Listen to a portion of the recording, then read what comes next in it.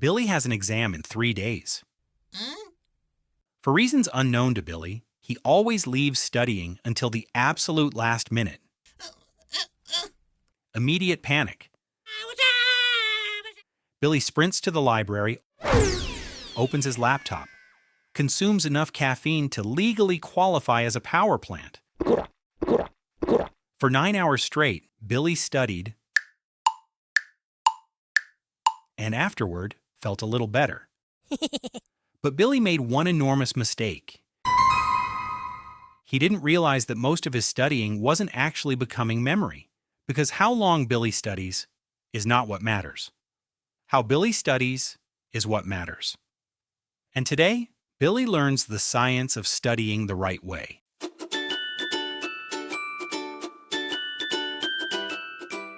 Chapter 1. The Fluency Illusion. Billy thought this was studying. Read, highlight, read again, nod dramatically, feel intelligent. The material starts looking familiar, and Billy thinks, "Excellent, I know this." Unfortunately, Billy's brain disagrees. Because familiar and retrievable are not the same things.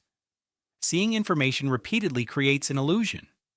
Your brain sees the answer sitting right in front of you and assumes, "We know this." But knowing where information is not the same as being able to retrieve it. Scientists call this the fluency illusion. And it's why people can study for hours, then open the exam paper and suddenly forget their own name. Billy discovered something important. Memory is not built by recognition, it's built by retrieval. Chapter 2. Active recall changes everything. The way Billy's brain actually stores information is through struggle.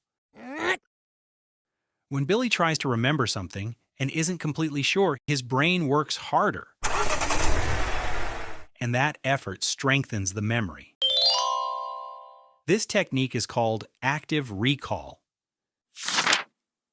Instead of rereading, Billy reads one section, then closes the book. No peeking, no cheating, no emotional support textbook. Then Billy writes down everything he remembers.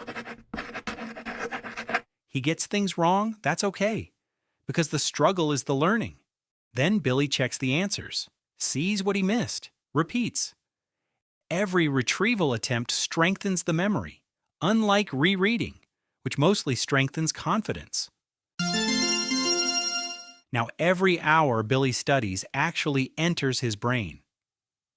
Chapter 3. The Forgetting Curve.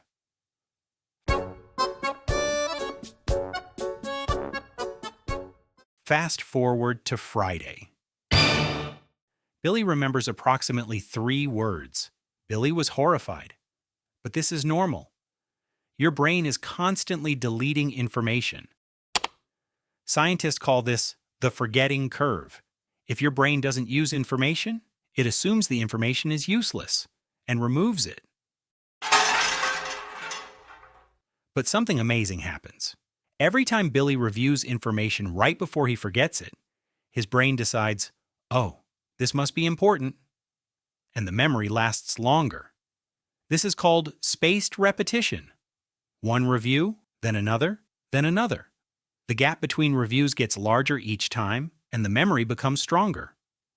Billy uses an app called RemNote. But simple flashcards work too.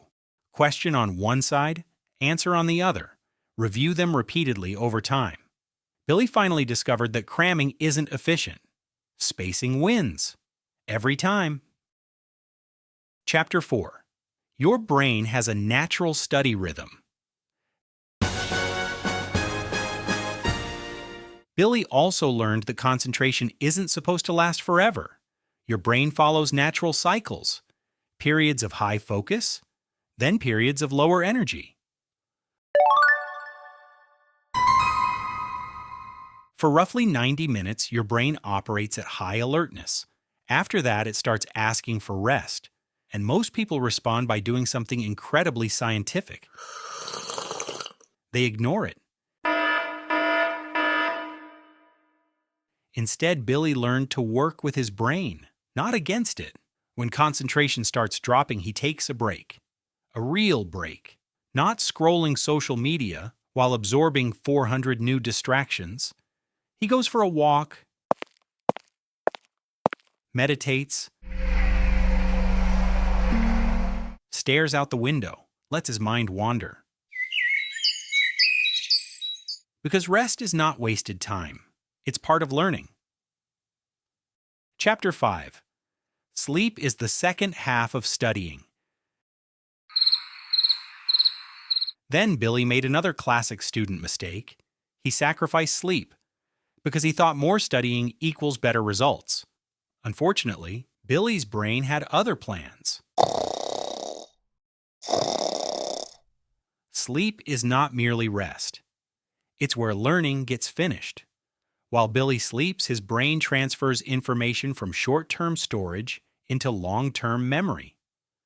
Facts learned during the day finally become permanent. When Billy cuts sleep short, he loses part of that process. The information never gets fully stored, and during the exam, everything feels familiar, yet inaccessible, which is exactly where useless information likes to stay. Chapter 6. What actually works. At this point, Billy finally understood the system. Not study longer, but study smarter. Read a section. Then actively recall it. Review material repeatedly over time. Use flashcards. Take breaks when focus drops. Sleep properly. That's it. Nothing flashy, nothing magical, just science. Billy was hoping for a secret technique involving unlimited intelligence. Instead, he got healthy habits.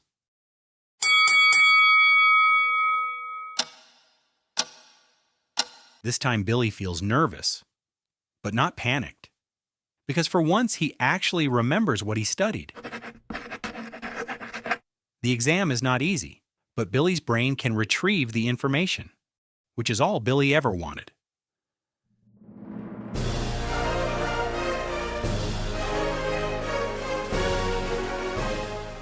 Billy learned something important. Studying isn't about spending more hours. It's about spending those hours correctly.